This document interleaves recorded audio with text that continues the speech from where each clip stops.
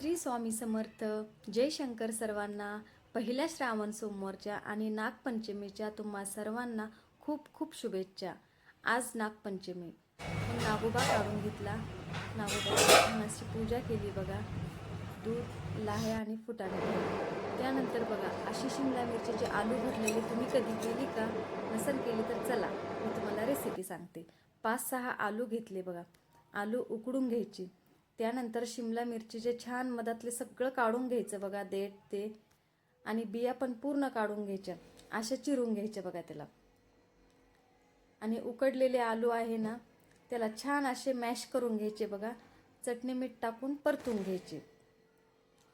आणि शिमला मिरची आहे ना त्यामध्ये हे असे उकडलेले आलू ना पूर्ण भरून घ्यायचे बघा. हे बघा असे आलू भरून घेतले की छान लागते बघा ही अशी भाजी.